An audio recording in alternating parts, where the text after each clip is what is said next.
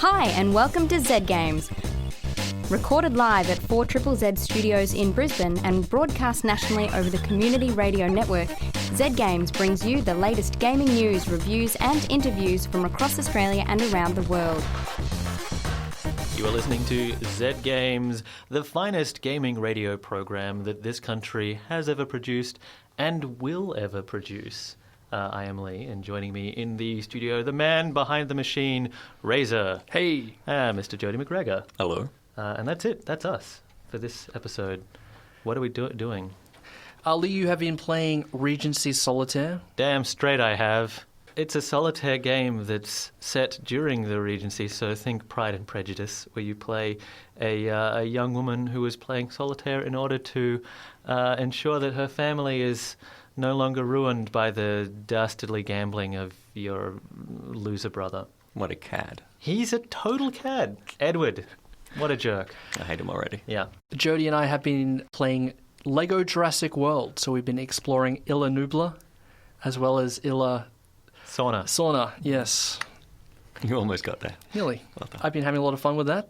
Yeah, it has all 4 movies in Lego form, which I like. It means you can go back and replay the first one as Lego Jeff Goldblum.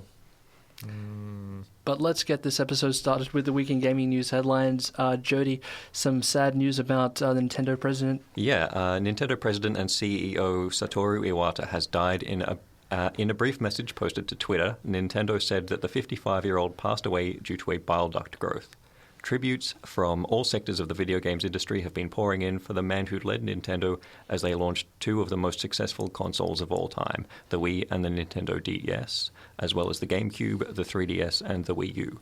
Iwata was known for his genuine passion for games. Prior to becoming CEO, he was a programmer with a resume that included Super Smash Bros. Melee and Earthbound, and is credited as executive producer on countless games, including every Mario game from 1985's Super Mario Bros. Onwards, every Donkey Kong game, including the original arcade classic, and every title in the Pokemon, Legend of Zelda, Animal Crossing, and Kirby series, among many others. He is also widely regarded as a visionary who played a central role in bringing video games to the mainstream. It's very rare that a CEO should die or be imperiled in any way in this industry, and everyone just goes, that's actually horrible. You know, he really did humanize Nintendo in a way that the other major publishers haven't been able to do. Yeah. It's a very sad thing to see that actual human face actually no longer there now. It's awful. Yeah, the first clue we had that he wasn't well was that he wasn't there at E3, and his loss was obviously keenly felt there. Yeah. It's going to be a different Nintendo from now on. Yeah. A Canadian teenager has been sentenced to 16 months jail for terrorizing female League of Legends players who declined his friend requests on Twitter. The 17-year-old, who identified himself as a member of the criminal hacking collective Lizard Squad, pleaded guilty to 23 charges including extortion, harassment, and public mischief, including multiple counts of swatting as well as a Disneyland bomb hoax. This follows last week's news where a Finnish teen, also linked to Lizard Squad, was found guilty of a massive 50,000 charges relating to cybercrime, including a bomb hoax that resulted in the grounding of a plane carrying Daybreak studio head John Smedley. Smedley has been vocal about his disappointment in the suspended sentence, which will see the teen do no jail time. Lizard Squad has claimed responsibility for an apparently retaliatory attack on servers of Daybreak games, including H1Z1, EverQuest, and PlanetSide 2. So you can't even get to gloat when the bad guys get put in prison or court, because that just happens. This is just, I'm speaking in allegory and about something completely different, because I'm not going to pass judgment on anyone involved here. Certainly because I don't want to be a target, but also because I respect everyone that you just mentioned in that news article, and I think they're fine. That's okay. Ray, you were going to say something about Lizard Squad? Yeah, no, don't like him. Really? Yeah. Ray takes the hard line. Yeah, if you're listening, Ray is no longer a part of this program, and Yeah, no, I'm confident that no one from Lizard Squad is listening. But, oh man. Shut up, Ray. Shocking stuff they've been doing. I mean, swatting is where you call up the authorities and pretend that you got a gun or something and you're holding some family hostage, and then all of a sudden the cops come in and bust on some innocent family. And don't give people ideas. Yeah. One of the women that this guy harassed had to leave university because of the extent of his harassment. Yeah. To top it all off, the reason he gave in court for why he was doing it was because he was bored. Yeah. Yeah. Get a hoop and stick, young man. That's what we used to do in my day. Yeah. Ride a penny farthing about the lake. Former Ubisoft Toronto head and Assassin's Creed co-creator Jade Raymond has joined EA.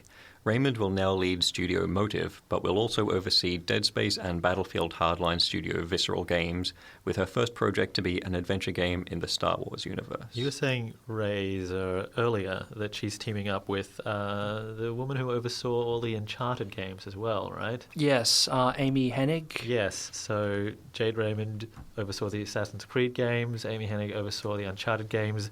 This Star Wars game is going to involve a chiseled man climbing up some walls at some point, I can tell. Mm-hmm. Yep. Yeah.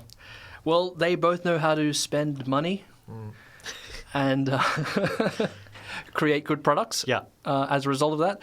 So I'm super excited for this Star Wars adventure game that we don't know much about. We know nothing about it. But hell, I'm looking forward to it. Dead Island 2 has been left without a developer as publisher Deep Silver announced that they will be parting ways with developer Jaeger.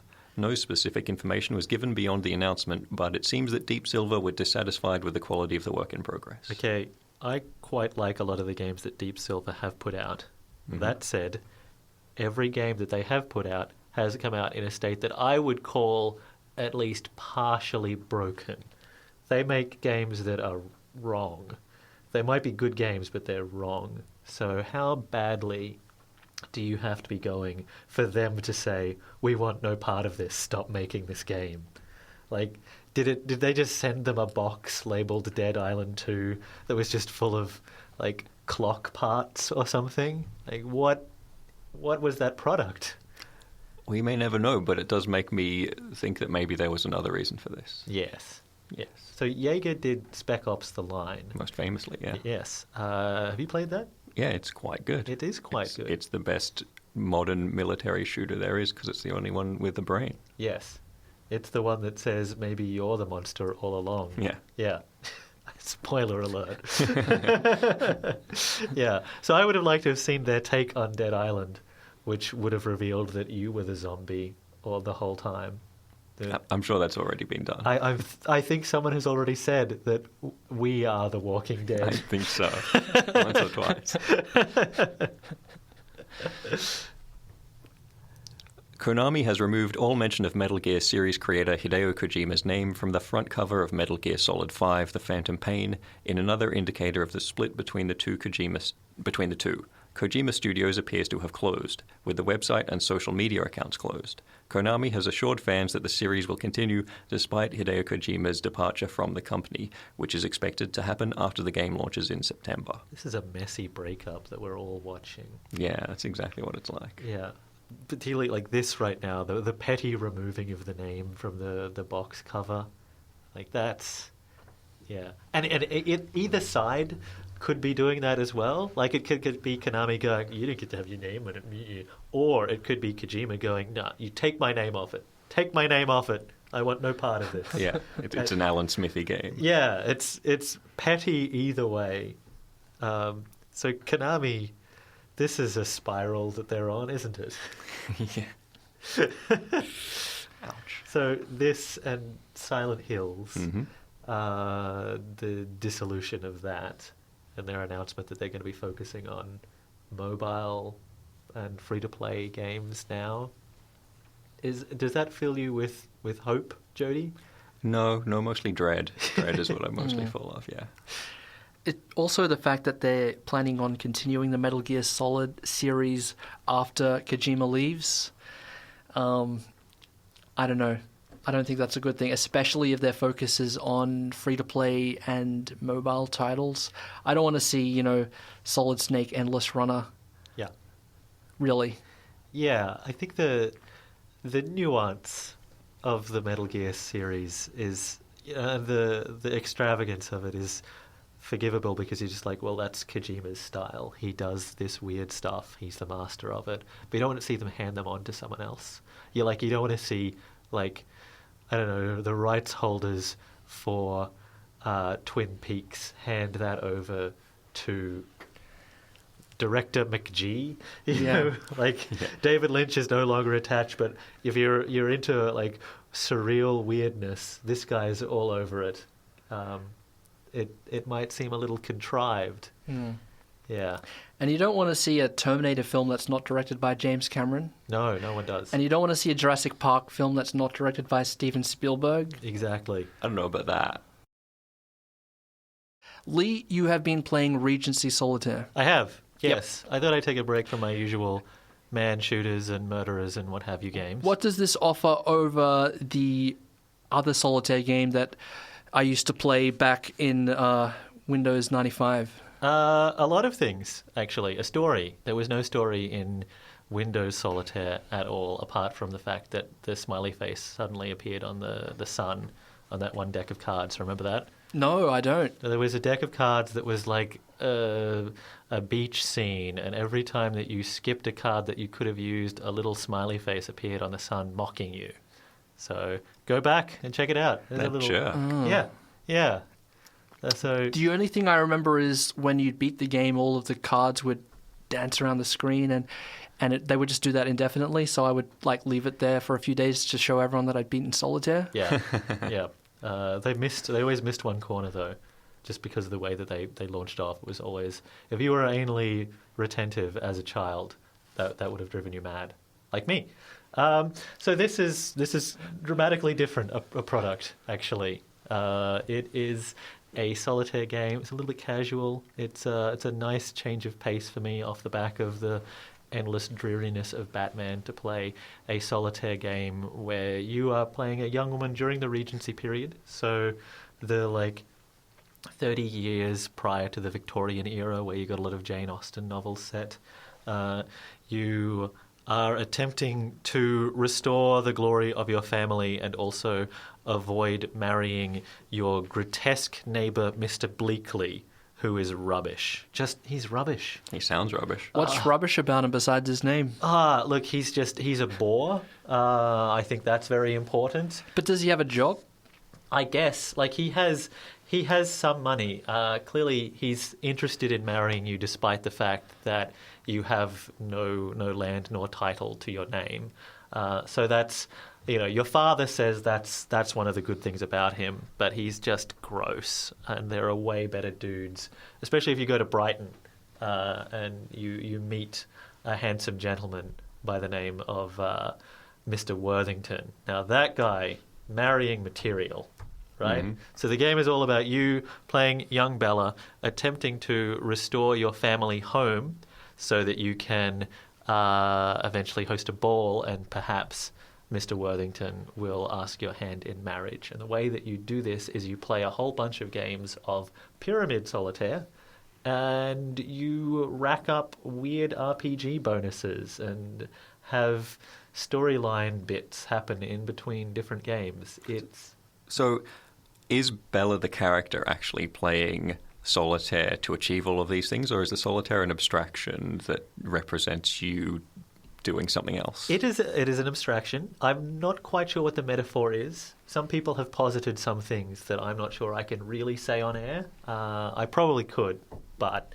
you don't want to spoil Solitaire. Exactly. You don't want to spoil the plot of Solitaire. That's right, yes. So you will be going to balls and dancing, and if you succeed at Solitaire, then you get to continue the plot and tell Mr. Bleakley to piss off because you want to dance with Mr. Worthington.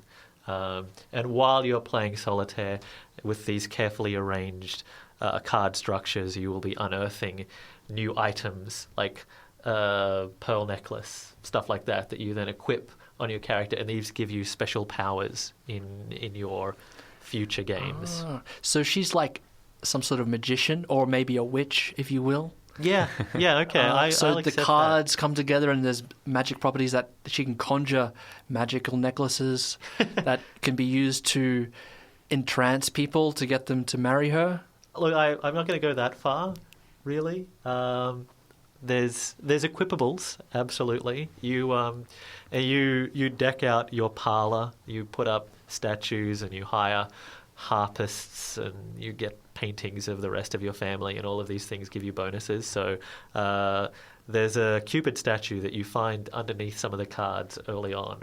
So I don't understand, like, there's a lot of cards to hide a whole statue of Cupid, but if you use that in future games, you could just shoot one of the cards away and clear of the table. The harpist allows you to shuffle the deck. There are other powers as well. The portraits that you get reveal a percentage of the cards further into the deck. So it's actually cool the way that you unlock these further abilities as you progress, and the game also throws in additional weirdo cards too. So there's like keys and locks hidden within the deck as you play.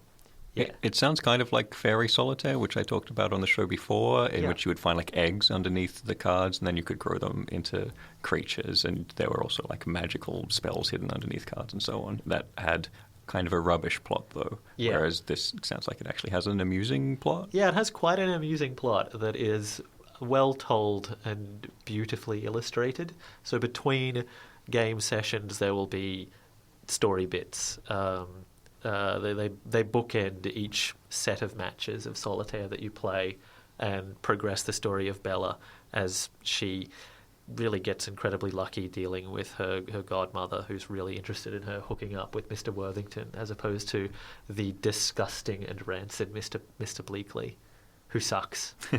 I gathered trash. That. Yeah. So I'm a big fan of like Pride and Prejudice, and so this is just super charming. It's great, and as a solitaire game, it's fun as well. It's nice to have these cool little abilities. Makes me feel like I'm like playing, I don't know, like you could have this same game with wizards and what have you, and be like, yeah, I got cool swords and gauntlets that now allow me to see additional cards. But it's actually much better that this theme has been draped over everything. It's great. So do you get the ability to customize Bella's entire wardrobe? No, you change her outfit. I think there are additional ones further down the line. So certainly early on you get her ball gown and her gloves and her fan that she wears to the first dance. And I think it progresses beyond that as well. The problem that I have with the game, which really isn't a significant problem if you are the core audience for this, is that as the story goes on, it requires more and more matches of Solitaire before you can move the story further. So the point that I'm at, it's now like I have to play 7 or 8 hands in a row before the story will get further along, and I'm already at the point where I've played a lot of Solitaire, and it's a really good game of Solitaire, but I don't need to be sitting down to just sit and play Solitaire at my PC. That's not really where I do that. So you're more drawn to the non-Solitaire elements of the game that make it unique from standard Windows Solitaire that comes free with every computer bought between 1995 and 1997? It's not even quite that. Like, I really like their Solitaire game. I think it's great. It's just that I'm not necessarily there to play 100 hands in a row. But I am the kind of person who, if they get caught up in a story, will just sit there until it's done. And so... whereas, like, if you are just a person who casually plays puzzle games like this, potentially while you're, sitting and watching, I don't know, The Block or something, which is what my girlfriend does, like, puzzle game on one monitor and TV on the other. Like, this is exactly her jam, and maybe she might even find the story elements slightly distracting. I don't know. But... I think that they actually do a really good job of combining these things. It's just, like, this is my personal taste, is that I really want to know what happens with the story and, at what point things start to look a bit bleak. Well, if you play your cards right, yes, perhaps you will. Ho, ho, ho. Wonderful. Maybe marriage is on the cards for you, Lee. Oh, Jesus. What else have I got? That's it. Like, you've cleared the deck with that pun. Christ. But I've got to give you a hand for that one. Okay. All right, Lee. Thank you very much for that review of Regency Solitaire. So how can we get that? Is it on PC only, or is it a mobile game as well? PC and Mac, yes. It is about $10, and it is well worth it. But I think there might also be a mobile version. I've not looked into that. But on mobile, it would be a fantastic game. Absolutely. You are listening to Z Games, your favorite gaming radio show, and mine. I am Lee, and here with Razor and Jody. Jody, speaking of you, you've been playing the new LEGO game, LEGO Jurassic World. I have. All 4 movies are in this game. Mm-hmm. And Ray's been playing it as well. Yeah. Yes, I've been playing it on the PS4, Jody, you on the PC. Mm-hmm.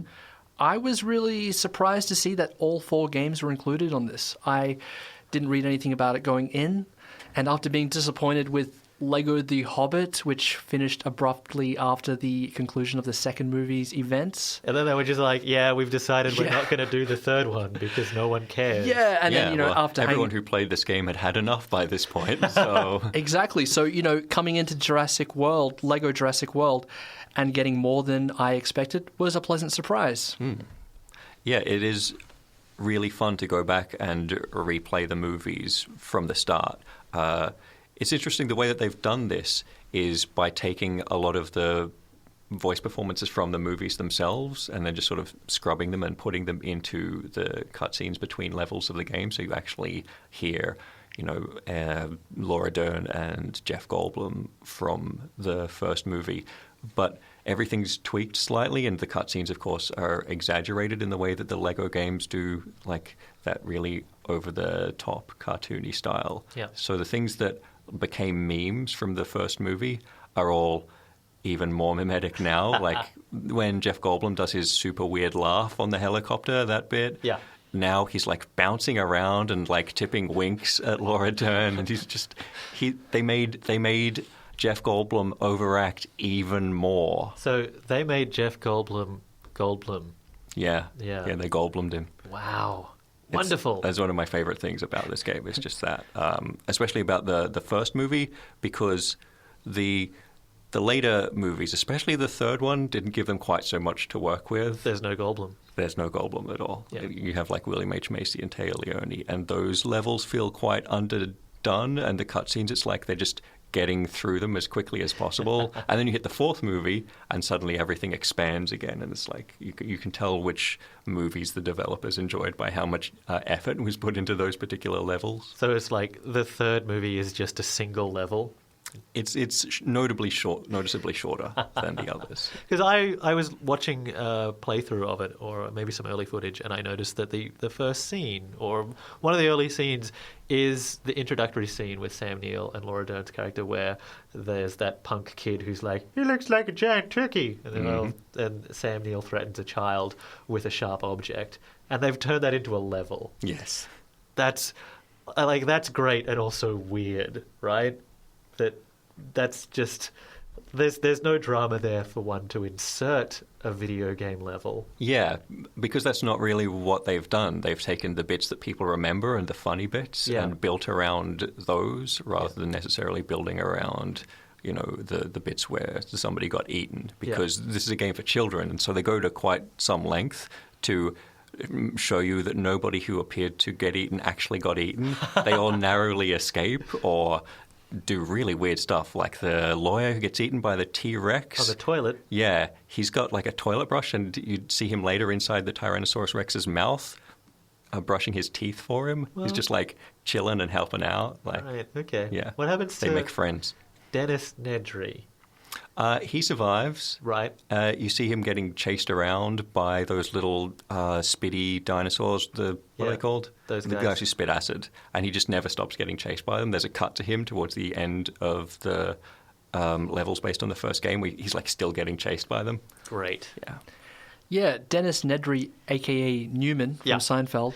He's surprisingly not voiced by Wayne Knight here. What, not at all? Yeah, No, there's just a few. Completely replaced his Pretty much performance. everyone's there. I mean, Sam Neill's there, Laura Dern, Jeff Goldblum is there, but there's just a couple of actors, including Wayne Knight and Samuel L. Jackson, whose voices are replaced by sound-alikes.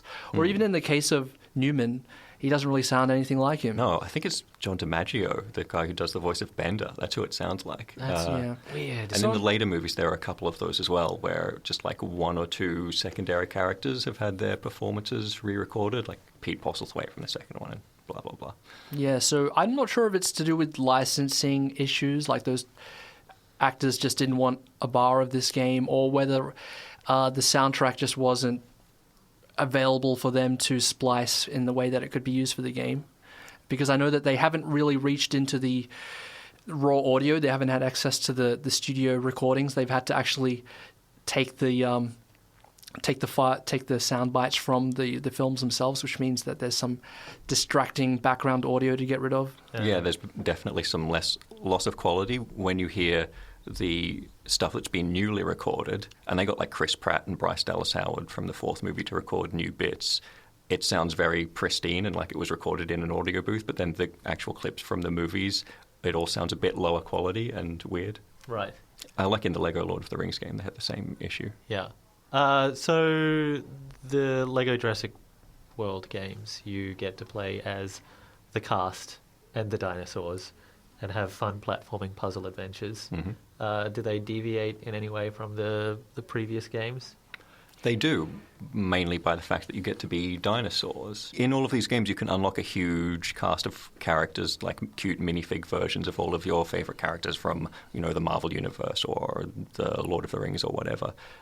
In the Jurassic Park movies, that obviously gives them a lot less characters to work with, because beyond the main characters, there's not that many that anybody really cares about. BD Wong.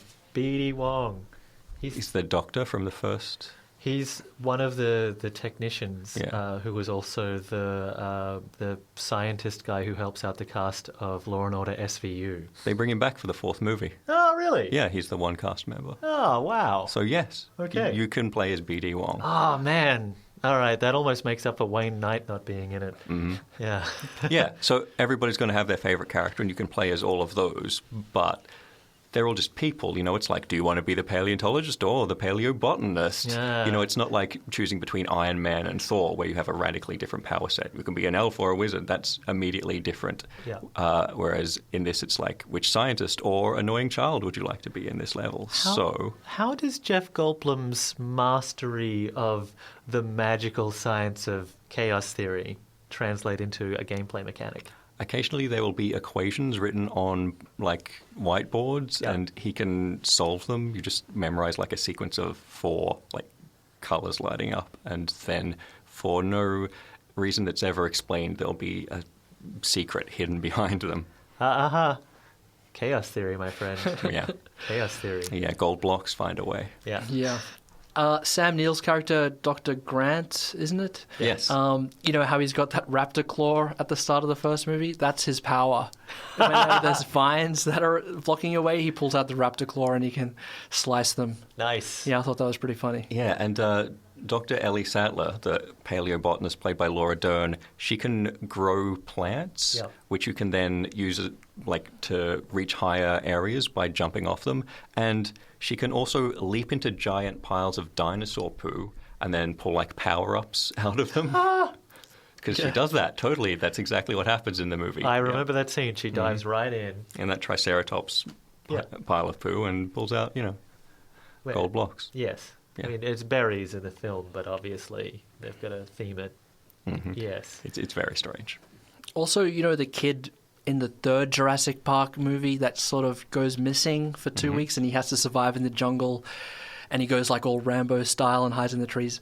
His ability is that he goes invisible. It's like the cloak in the Lord of the Rings. He gets his Yowie outfit and he can sneak past dinosaurs to reach places that other characters are too scared to go. Yeah. Mm-hmm. See, I'm a sensible person and I have never seen the third Jurassic Park movie because why? Why would I? But that's great. I'm glad that someone saw it and it was you, Ray. Yeah. Yeah.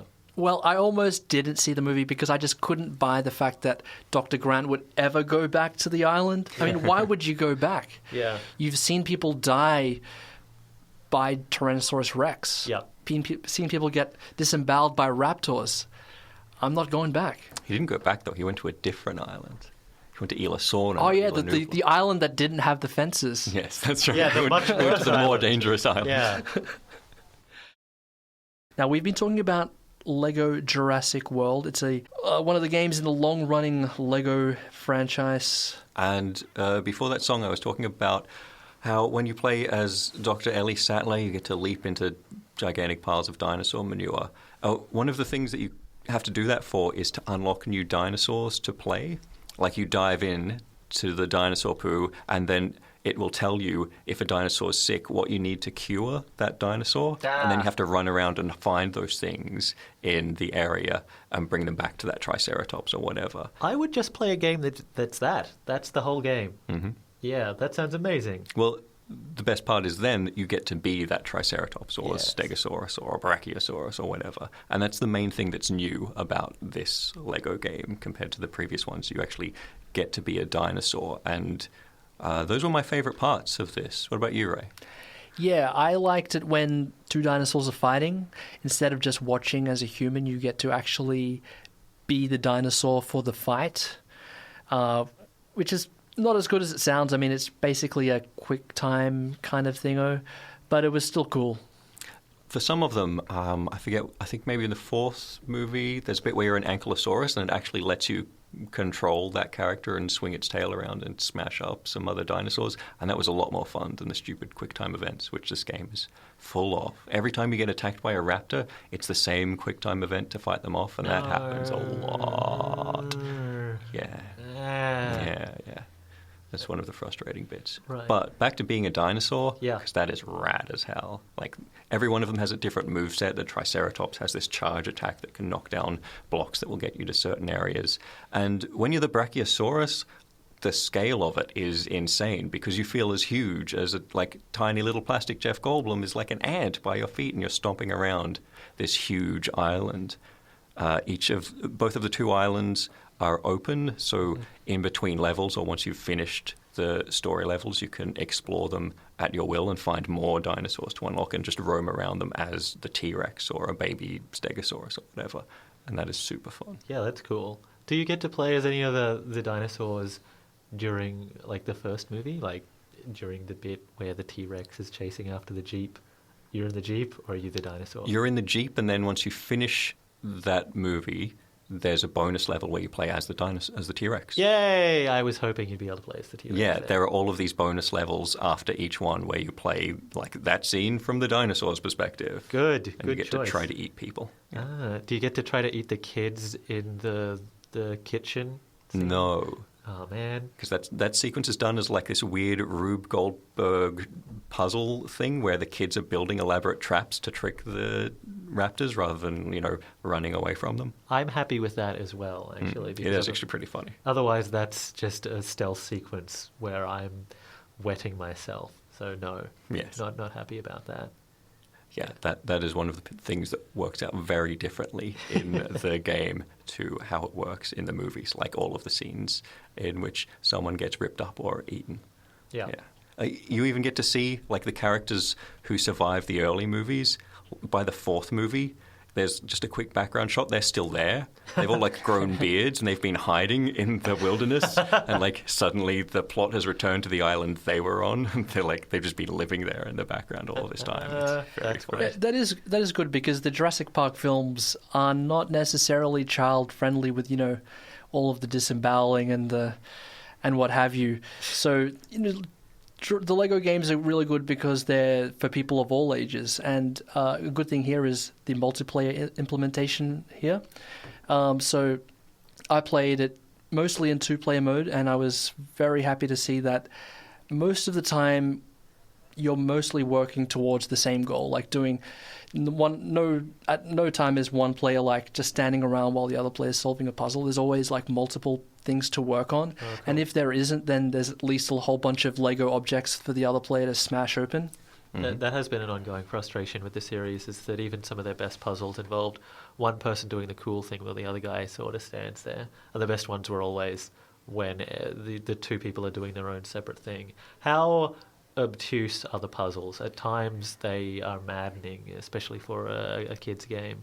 This is something that's gotten a lot better as the LEGO franchise has progressed. I remember like playing the old Lego Star Wars games, and I'd just be stuck in one area, banging my head against the wall, just wondering what the hell to do. Here, I wasn't really stuck in any places. Maybe a couple of times when I missed like a pole to swing on or something like that. But like every other Lego game, the answer to most problems is by smashing something.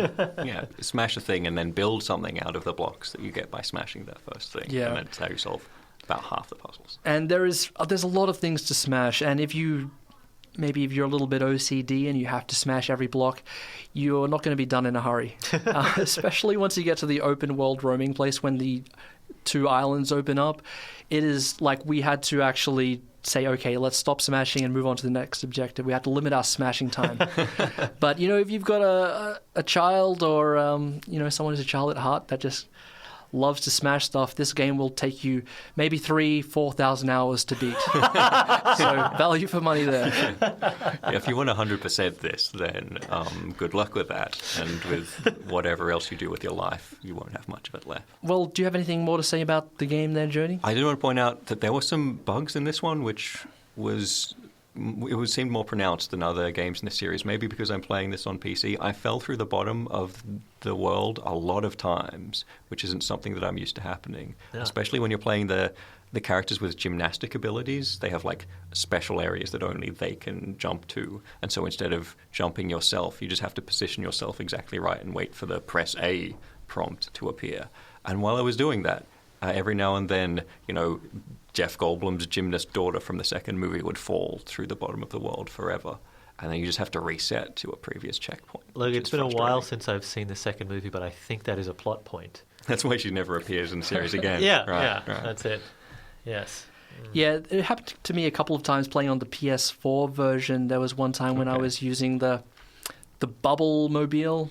That is fun to drive. Yeah, it's fun to drive, and then I fell through the bottom. And then another time when I flipped a switch and then I got stuck to the switch that I flipped and I had to restart that segment. But that was only 2 occasions, so maybe it's a bit better on the PS4 than it is for PC. But yeah, I noticed a couple of bugs. Yeah. Yeah, I did get stuck to a switch as well. One of those ones when you're a raptor and there are special raptor-only switches because they're so smart. Yeah, obviously. yeah. Like Velociraptors are geniuses. They've got those clever hands for opening levers. Yes, exactly. I had to get stuck to one of those. So LEGO Jurassic World available for the PC, for the PS4, Xbox One. Maybe we should just list the systems that it's not available it's for. It's on the 3DS. It's not on the Sega Master System. Yeah. It's not on the Game Boy Color. It's not on Commodore 64. Right. But we're talking about the big home console versions and the PC version, which is different from the handheld versions like the 3DS and the PS Vita.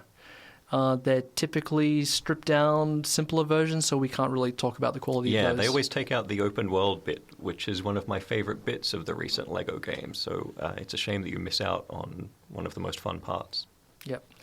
Now that we've reviewed the Jurassic World games, what do you guys think would be the next LEGO game you'd like to see? Mad Max. LEGO Mad Max? Yes. Yes. That's a good choice. Yeah, I would like to, in fact, watch that entire movie as a Lego film. That would be amazing. Yes, make that. What about Lego Back to the Future? That'd be fine. Yeah. Fine. It doesn't have as many characters that I would want to be.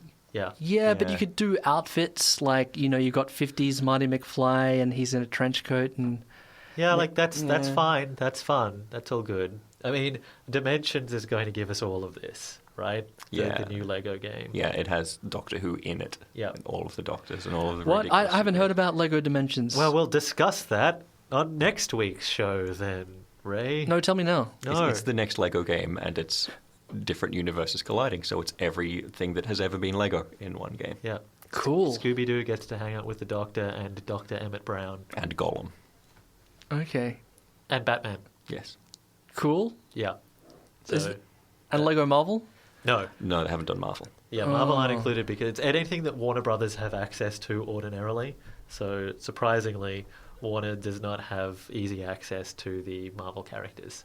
But everything else is, open slather. Go nuts. Okay, I will. Yeah. Okay, that's LEGO Jurassic World. That's going to bring us to the end of this week's episode of Z Games. As usual, thank you very much for your company. You can check us out online. zgamesau.net is our blog.